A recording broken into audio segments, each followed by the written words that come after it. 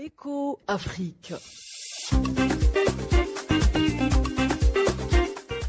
26 minutes d'économie africaine en particulier. Un rendez-vous hebdomadaire pour déchiffrer et analyser l'actualité économique africaine.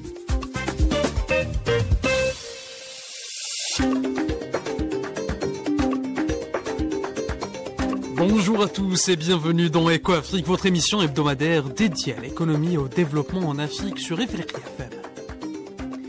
Aujourd'hui, nous allons aborder un sujet d'actualité, la transition énergétique. Alors que le monde et l'Afrique, surtout l'Afrique, fait face aux défis du changement climatique et de la décarbonisation, les énergies renouvelables jouent un rôle de plus en plus important dans le mix énergétique mondial. En Algérie, cet enjeu est au cœur des débats, notamment avec la 12e édition du salon NAPEC 2024 qui se tient à Oran, en Algérie. Ce rendez-vous majeur du secteur énergétique réunit des acteurs internationaux pour discuter des défis et des opportunités liées à la transition vers un modèle énergétique durable. L'objectif, chers messieurs, de ce NAPEC, de ce salon, donc équilibrer les hydrocarbures et les énergies propres. Un sujet qui passionne déjà notre analyste en économie, Mahfoud Kaoubi, que je salue. Mahfoud Kaoubi, bien le bonjour à vous. Bonjour. Bonjour, vous n'êtes pas seul, vous êtes avec Samuel Akizimana, chef d'entreprise. Bien le bonjour à toi, Samuel. Bonjour. Bonjour, et vous êtes aussi avec Mzoura Lahiani, chef d'entreprise également. Bien le bonjour à toi, Mzoura Lahiani. Bonjour. Bonjour. Alors je le disais, dans cette édition de Éco-Afrique, nous allons explorer l'importance des énergies renouvelables dans ce contexte, les défis que représente leur intégration dans le système énergétique actuel et bien sûr comment des événements comme le NAPEC peuvent catalyser des partenariats et des investissements stratégiques pour un avenir énergétique plus durable. Alors j'aimerais commencer avec vous, Mahfoud Kaoubi. On entend beaucoup parler des énergies renouvelables. Quel impact ont ces énergies en Afrique ? Bon, le sujet, il est certes important depuis quelques décennies déjà, du moment où un grand déséquilibre et du moment où un très grand déséquilibre est enregistré au niveau climatique. Et donc, l'utilisation des gaz à effet de serre sont la principale cause qui est à l'origine de ce déséquilibre, qui, de plus en plus, a des effets très négatifs sur le plan économique, social, oui. Avec un climat qui devient de plus en plus déréglé, donc des inondations qui à répétition, avec une virulence jamais égalée ou observée antérieurement, ou encore de la sécheresse qui touche des zones de plus en plus importantes.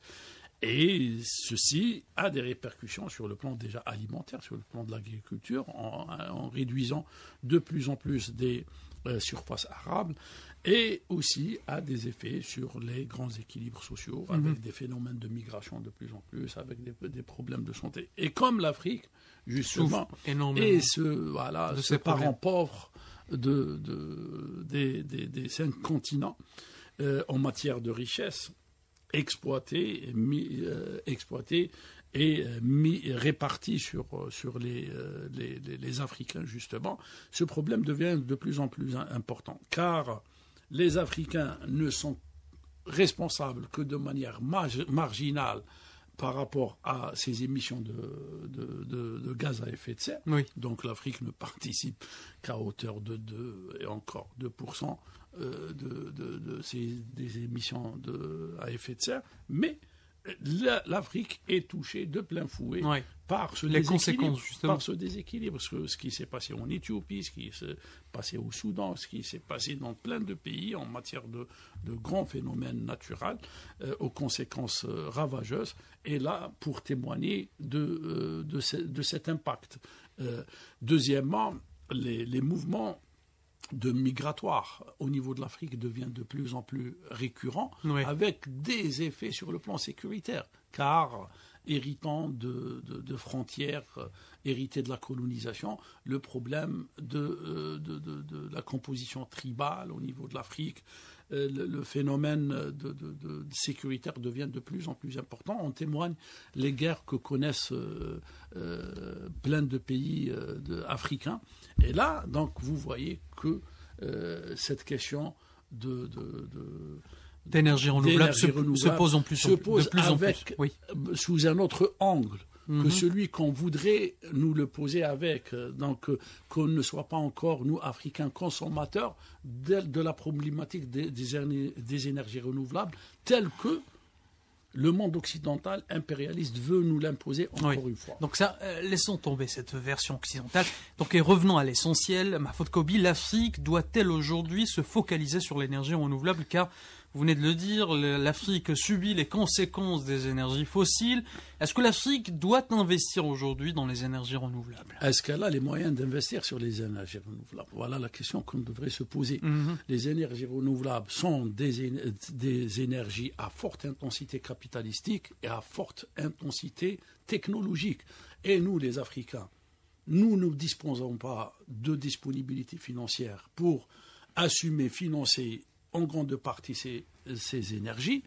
C'est aux Européens, c'est aux Américains, c'est à ceux qui ont créé ce déséquilibre de financer et de financer ces projets et ne pas nous responsabiliser à travers un endettement qui pèsera énormément sur le futur équilibre de nos pays en nous poussant à assumer un problème qu'on n'a pas réglé. Deux, la question la plus importante, technologiquement, qui possède la technologie? Encore une fois, c'est les Européens. L'Occident. Alors, est-ce qu'ils veulent, à travers cela, nous commercialiser une technologie à des prix excessifs, encore une fois, en contrepartie, en exploitant nos richesses, que ce soit naturel, que ce soit nos recherches humaines. Voilà la problématique que je voudrais poser. Donc, le problème n'est pas technique, le problème revêt une dimension importante qu'on devrait, nous, Africains, assumer et poser. Le grand problème de l'Afrique, c'est le problème de développement. Là encore, Mahfoud Koubi, il n'y a pas que les Européens qui possèdent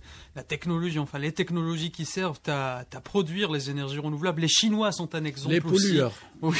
Voilà. On va entendre Samuel Akizimana justement sur ce sujet d'énergie renouvelable en Afrique. Samuel Akizimana, quel est votre avis? Je dirais même avant de commencer l'émission, il y a eu un petit débat qui a un peu chauffé ici avant de commencer sur l'énergie renouvelable. C'est un sujet un peu, je peux dire, un peu sensible. Et d'actualité. Surtout avec, je peux parler déjà on peut mettre déjà en valeur déjà cet événement qui va avoir lieu à Oran sur le thème. Je vais répéter le thème, c'est équilibrer les hydrocarbures et les énergies propres vers un mix énergétique efficace. C'est vrai, en fait, je pense qu'on parle un peu de l'idéal, de ce qui doit être l'idéal. Mais le problème en Afrique, surtout en rapport avec l'énergie renouvelable, c'est qu'on peut dire déjà, il faut regarder en rapport avec le prix qui va en découler sur ce qui est en rapport avec l'énergie renouvelable. C'est l'idéal, c'est-à-dire c'est bien d'investir dans l'énergie renouvelable. C'est bien de regarder selon comme on dit toujours, la transition, etc., etc. Il y a beaucoup de choses à faire avec l'énergie renouvelable et surtout les potentialités qui sont en Afrique. Il y a beaucoup de potentialités sur l'énergie renouvelable. C'est bien d'investir dedans. Mais en regardant aussi sur un autre angle, c'est-à-dire qu'on est en train de payer les prix des choses dont l'Afrique n'a pas contribué dedans. Si on regarde très bien, on parle des flux migratoires, mouvements migratoires. Il y a beaucoup de gens qui ont perdu de leur terre. Si on parle sur le côté agricole déjà, il y a des inondations. Il y a beaucoup de choses qui sont en train de se passer à cause de ça. C'est-à-dire que c'est bien d'envisager la transition et passer vers les énergies renouvelables. Mais d'une part, moi aussi, je me dis, ça serait aussi, d'une part, un peu privé certaines potentialités de ce que l'Afrique a sur les énergies fossiles. C'est-à-dire que l'Afrique déjà n'a même pas eu la chance d'exploiter ces énergies fossiles dont il dispose déjà. Déjà qu'on lui met les bâtons dans le roue en disant il faut maintenant passer vers l'énergie renouvelable, mais c'est pas l'Afrique qui a contribué. Beaucoup de pays n'ont pas d'énergie fossile en Afrique, l'Ouganda. Oui, par exemple, si on parle de certains si on parle de certains pays qui n'ont pas encore l'énergie fossile, mais c'est déjà l'art de la guerre en Afrique parce que le problème énergétique en Afrique, il est problématique. Si on regarde certains pays qui n'ont pas d'énergie fossile. Mais à travers ça fait depuis longtemps, des années, des siècles et des siècles, ils savent qu'ils doivent déjà investir dans ces énergies qu'on appelle énergies renouvelables. Mais M. Corby a pu le dire, il faut la technologie. Il faut des investissements. Il y a encore des problèmes sécuritaires dans beaucoup de pays. Donc, il y a tellement de problèmes que ce problème d'énergie renouvelable est très complexe. Mais il y a aussi, Samuel Akizimana, des problèmes d'énergie. Il y a beaucoup de coupures d'électricité en Afrique. C'est un problème. C'est un problème. Je vous montre un exemple. On peut parler, sans aller loin, on peut parler déjà, si on parle du Niger, par exemple. Ouais. Le Niger était l'un des pays qui fournissait oui, à la France. Tout le monde le sait. L'uranium à la France. Mais on sait que le Niger souffre des problèmes de jusqu'à présent, le Niger souffre de problèmes énergétiques. C'est-à-dire que ce problème d'énergétique en Afrique, c'est-à-dire que c'est comme si on demandait de déployer nos ailes, alors que nous sommes encore en essayant de chercher d'avoir des ailes en quelque sorte. C'est-à-dire qu'il y a des énergies qu'on dispose, qu'on n'arrive même pas à exploiter pour avoir cette énergie. Moi, je pense qu'on devra se mettre d'accord parce que si je regarde ce côté-là aussi, moi je dirais qu'on a un potentiel dans les énergies renouvelables en Afrique. L'énergie solaire, rien qu'en Algérie, on a toutes les ressources qu'il faut. Et en plus, l'Algérie, si je me permets de le dire, 1 kg d'hydrogène égale 4 kg d'essence. Donc déjà, c'est positif. Déjà, le terme des coûts, c'est moins coûteux. En plus, parlant des infrastructures aussi, c'est vrai qu'on est dans les débuts d'investissement dans tout ce qui est infrastructure pour les énergies renouvelables, mais on possède déjà certaines centrales éoliennes et solaires, des panneaux solaires, etc. Mais c'est vrai que c'est un défi. Là, je me focalise surtout sur l'Algérie. Mais aussi, on a plusieurs scènes à explorer de ce côté-là, parce que déjà, l'Algérie, c'est un leader et on considère comme même l'Allemand, par exemple, et tous les pays occidentaux se concentrent sur l'Algérie de ce côté-là, parce qu'on peut le voir comme un point positif pour nous. Et le vendre aussi à eux, même si on a besoin d'investisseurs de ce côté-là. Mais on a toujours ces ressources qu'il faut exploiter. Donc dire qu'on a le fossile, c'est vrai, on a le fossile, mais on a aussi le potentiel d'énergie verte qu'il faudra exploiter. Bien sûr. Le problème qui se pose beaucoup plus, c'est le stockage. Oui, mais on a déjà le pipeline qui passe en Algérie, on peut l'utiliser pour exporter tout ce qui est énergie verte. Oui. Donc de ce côté-là, moi je suis pas entièrement d'accord avec Samuel. Donc je sais pas, il y a cette scène à explorer aussi. Exactement. Donc il faut pas le laisser, c'est pas à laisser comme ça sans dire qu'on n'a pas d'infrastructure, etc. Ouais. On peut investir, et même les investissements étrangers qui vont venir de ce côté-là, il faut pas laisser. Mazoura El-Hayani, vous avez parlé de l'Algérie, je vais parler aussi de l'Algérie, justement car l'Algérie abrite cet événement, donc le NAPEC, un événement phare des énergies renouvelables en Afrique du Nord. Comment l'Algérie, Mahfoud Kaoubi, traditionnellement productrice d'hydrocarbures, envisage-t-elle d'intégrer les énergies renouvelables dans son mix énergétique? Non, le programme du mix énergétique date déjà depuis les débuts des années 70, donc ce n'est pas un phénomène nouveau. Et donc, moi, ce que je voulais poser comme problématique, c'est que cette question de choix du mix doit obéir à une logique de développement, à une logique d'opportunité, loin de toute logique moralisatrice que le monde occidental est en train d'imposer aux Africains. Voilà ce que je voulais dire plus particulièrement. Et derrière cette logique moralisatrice, il n'y a pas uniquement les conséquences du déséquilibre climatique, il y a des intérêts économiques importants. Donc, on dispose d'un désert et on dispose du sol, mais derrière, on veut nous vendre nos responsabilités sur un déséquilibre et en contrepartie, nous vendre de la technologie et nous vendre des équipements et aussi nous financer à coût d'intérêt autour du Libor, ce qui crée un déséquilibre qu'on ne fait que traditionnellement répéter. Maintenant, je reviens à votre question qui est très importante. Donc l'Algérie et le mix énergétique. Le programme est très important. Il a connu des retards aussi importants que l'importance de cette source d'énergie, qui, heureusement, depuis quelques années, a été recalibré avec un processus d'encouragement dans la diversification. Mais maintenant, cette question, sur le long terme, est très importante, très très importante parce qu'il y a une question d'affectation de ressources. Certes, aujourd'hui, les investissements dans le renouvelable, dans le solaire plus particulièrement, est à un niveau de coût qui permettrait à ce que l'investissement puisse concurrencer l'investissement dans le domaine du pétrole et du gaz, dans les énergies fossiles. Mais maintenant, chaque pays a sa position. Il aura à prioriser selon les moyens et les enjeux du moment. L'Algérie est appelée d'une manière ou d'une autre d'exploiter ses ressources naturelles, dont le solaire plus particulièrement. Oui. Maintenant, tisser des relations de partenariat gagnant-gagnant qui permettraient justement d'investir de manière équilibrée et surtout de produire de l'énergie à un coût compétitif par rapport au prix du marché, ce qui est faisable. Maintenant, le programme des autorités et des pouvoirs publics, il est important. Il a commencé à connaître une traduction effective. Donc, je dirais, je n'ai pas en tête le nombre de mégawatts des installations qui sont produites aujourd'hui en énergie renouvelable, mais c'est dérisoire par rapport aux besoins, comparativement au potentiel. Il y a une feuille de route qui a été mise en place avec les pouvoirs publics qui veut encourager les logiques de marché, mais dans tout cela, les partenariats sont importants. Et les fonds qui devraient financer l'investissement dans ce domaine devraient être aussi mobilisés.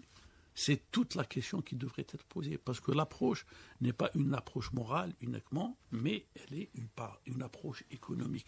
Et je dirais qu'avec le partenariat, vous avez cité la Chine, mais pas que, il y a d'autres pays européens qui ont... Mais maintenant, qu'est-ce qui nous empêche justement d'investir dans ce domaine?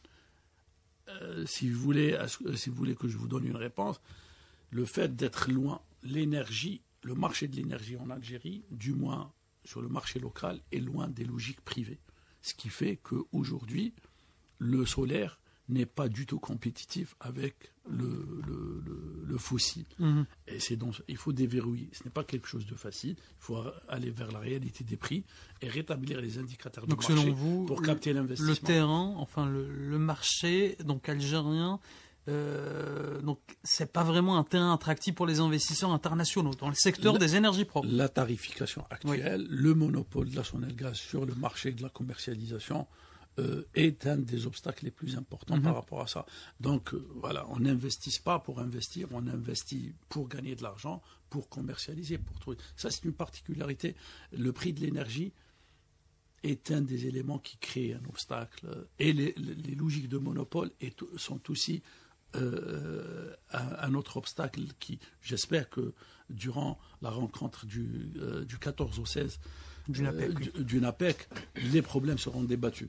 D'ailleurs, les opérateurs privés, heureusement, qui ont répondu aux sollicitations, aux cahiers de charges lancés par les autorités dans le domaine, ont pu quand même signer, des projets ont été lancés, mais pour qu'il y ait l'intensité nécessaire, il faut régler les problèmes évoqués par les experts, les problèmes évoqués par les entreprises, et ces problèmes tournent principalement sur cette question de logique de marché et de logique de prix.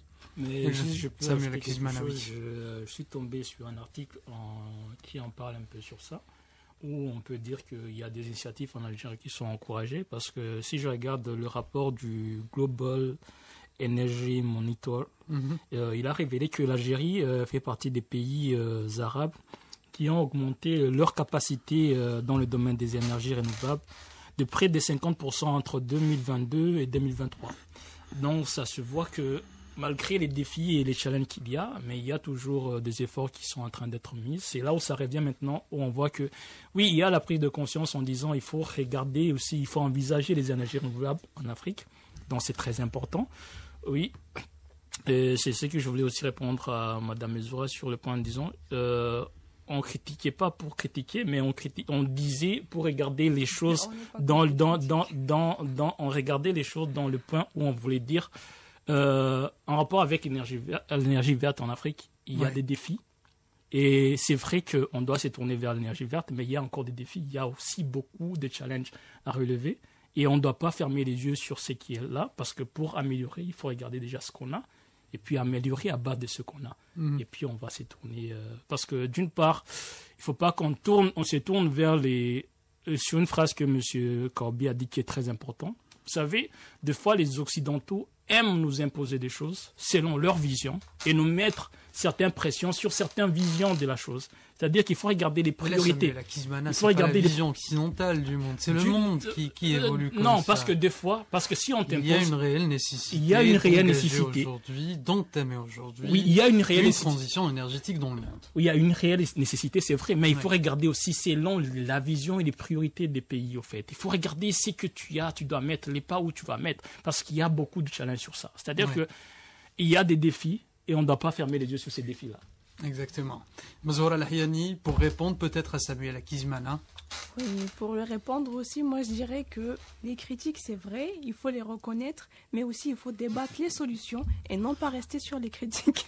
Donc Monsieur Kaoubi, par exemple, était en train de dire que il faut voir le côté monopole de ces entreprises et ouvrir au secteur public. Ça, par exemple, c'est une solution à proposer. Il y a aussi, on peut créer des environnements ou des zones pour encourager des entreprises. L'État peut encourager les entreprises à se créer dans ces zones-là. Donc, à ce moment-là, moi, je dirais qu'il faut débattre aussi les solutions. C'est vrai, regarder les critiques, regarder les problèmes qui sont déjà qu'on est en train à faire face, mais aussi trouver des alternatives et trouver des solutions. Très bien. Je vais juste abonder dans le même sens. Quand on a une centrale électrique qui coûte 2 fois moins cher que, puisqu'on parle d'hydrogène. Ouais. D'accord. Donc, et que le coût de production est nettement meilleur, quand bien même le premier est polluant que le deuxième. Alors moi, Africain, dans une situation où j'ai besoin d'énergie pour développer mon pays, pour régler des problèmes de sécurité. Donc le choix s'impose. Je voudrais juste...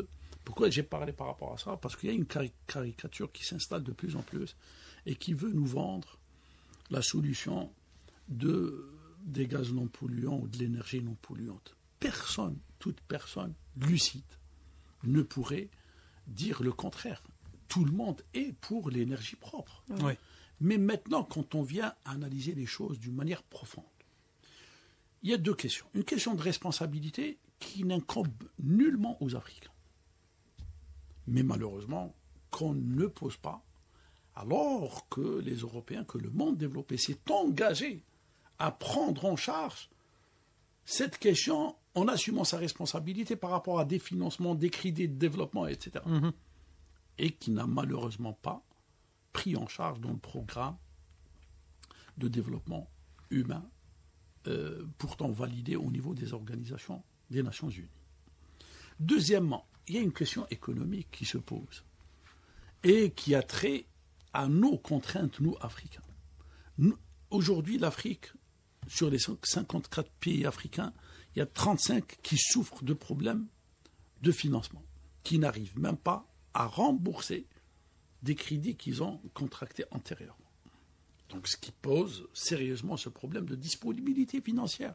Parce que produire de l'énergie propre passe par avoir du capital, donc avoir les financements, avoir l'énergie, et puis avoir les ressources. Oui. On a la ressource en Afrique. Oui. Que ce soit éolienne, que ce soit solaire, que ce soit hydrogène, que ce soit... Mais on a besoin de 2 autres capitaux. Et c'est là où le monde développé doit prendre ses responsabilités. Ouais. D'accord. Mais au moins que nous, Africains, pour qu'on puisse créer cette unanimité autour de ça. Habituellement, je suis très porté sur le pragmatisme et les logiques du terrain. Je n'ai jamais été moralisateur comme cette émission. Mais là, c'est par rapport à la réalité des choses. On veut nous responsabiliser sur un problème du financement.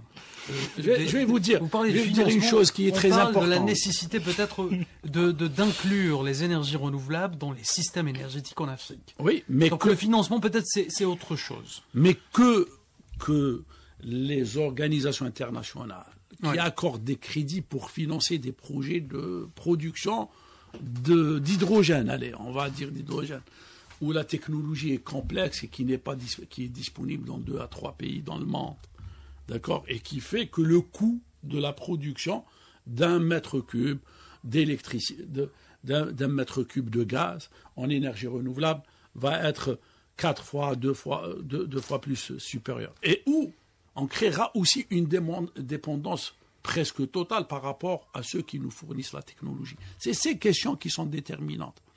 Encore une fois, on a une approche qui prend les pays africains uniquement et les considère uniquement par rapport à leur potentiel naturel. Ouais. Et qui met les autres questions, alors combien même déterminantes, qui les met en bake. Alors que la question est, moi, Africain, j'utilise le charbon aujourd'hui parce que j'ai besoin de créer une usine, de créer une école, de faire fonctionner mais on peut faire les deux choses mais la priorité, elle est là. Parce que qui a vraiment besoin de ces énergies renouvelables? Est-ce que c'est nous, Africains, ou bien c'est eux? Les Européens. C'est les Européens. Donc pourquoi ne pas développer et leur vendre? Mais qu'on le fasse avec des financements bonifiés et qu'on le fasse aussi dans des conditions qui nous permettent le développement. Samuel, tout à l'heure, il a parlé du Niger, il a parlé de l'uranium. Tout le monde sait la situation aussi bien économique, naturelle et humaine qui prévaut dans les régions où il y a des gisements d'uranium au Niger. Alors qu'on ne nous refasse pas la même chose sous l'angle et sous le couvert de l'énergie renouvelable. Et voilà, il faudrait penser peut-être à étaler cette émission à 52 minutes, parce que le débat s'intensifie à chaque fois à la fin de cette émission. Je dois rendre l'antenne, chers amis. Merci Mahfoud Kobi pour cette analyse. Merci à Mzour Al-Hiani, merci à Samuel Akizmana et merci à vous, chers auditeurs. Merci.